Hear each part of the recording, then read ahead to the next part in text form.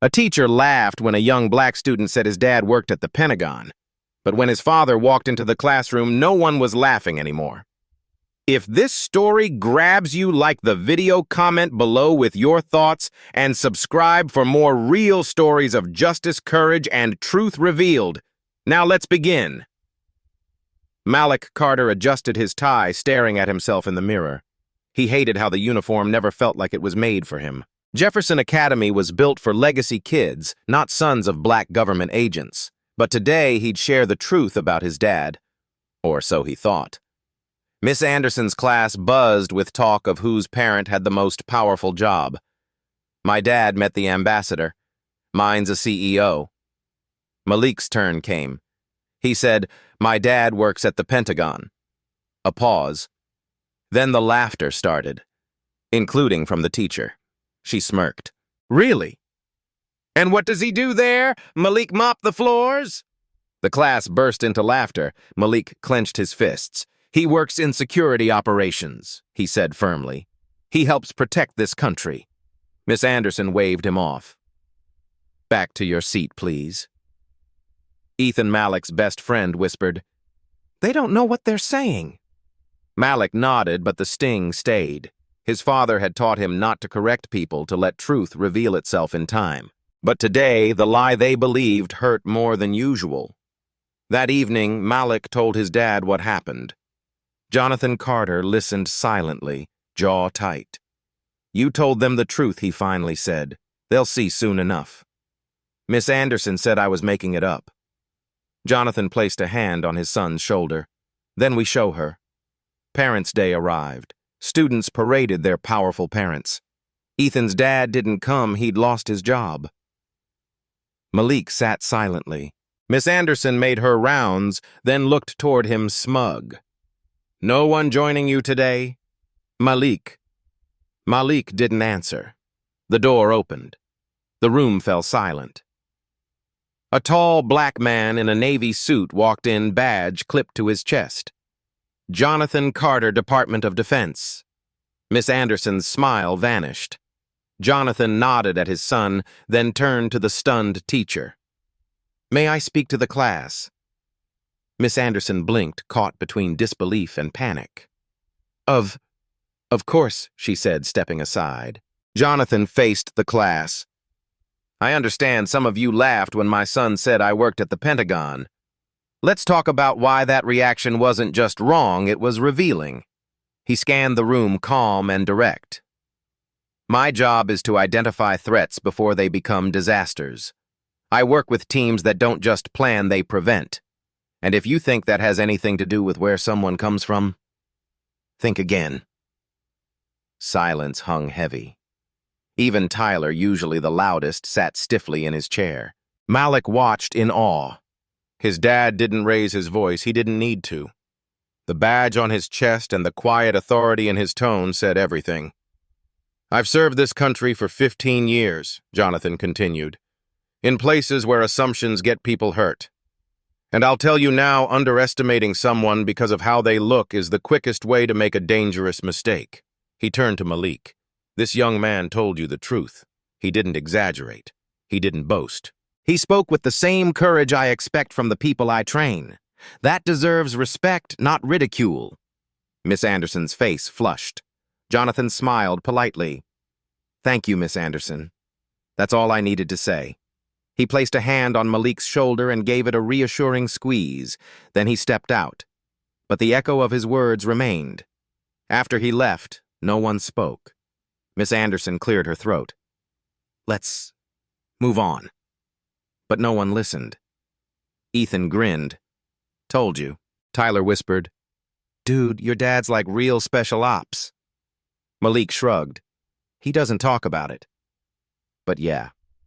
Later, Malik walked through the hallway and heard his name whispered with a new tone, not pity, not doubt, but respect. Even students he didn't know nodded at him. The same halls that once felt cold now seemed different. Miss Anderson approached him after class. "Malik," she began, her voice softer than he'd ever heard it. "I owe you an apology." He waited. She hesitated. I was wrong to question you. I didn't listen, and I judged you. He nodded once.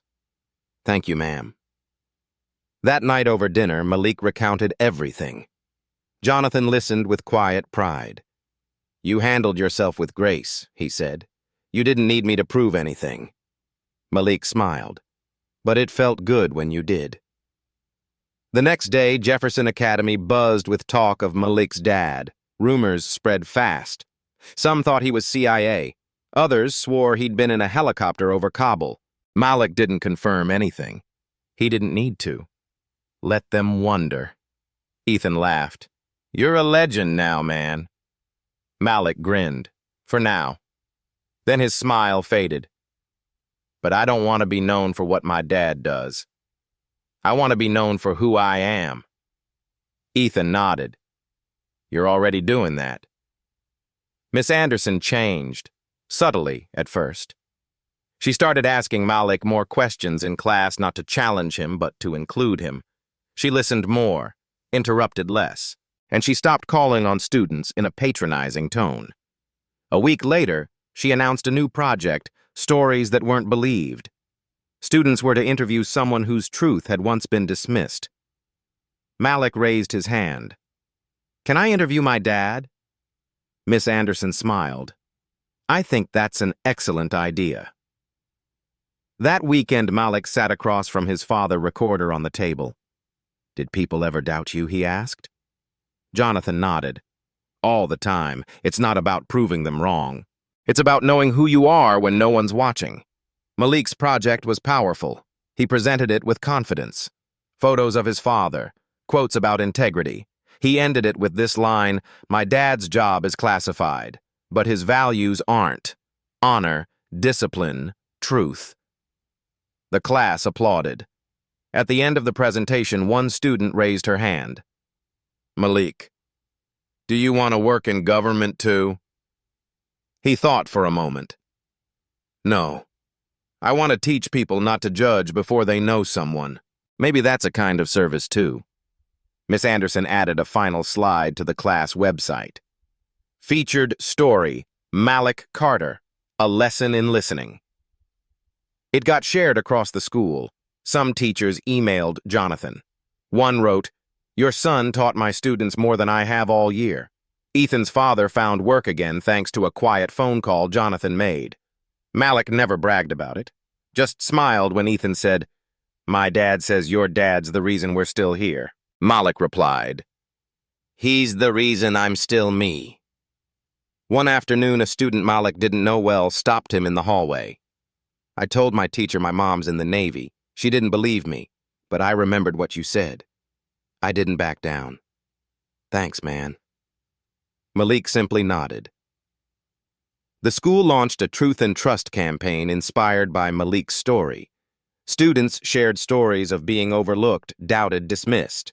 The culture began to shift, slowly, but it was real. At home, Malik saw changes too. His dad was home more, not because his job got easier, but because he made more time. You reminded me why I do this, Jonathan said one night. Not for medals, for you, for your world. The black SUV that used to wait on the street. It still came sometimes, not because they were in danger, but because Jonathan was still who he was.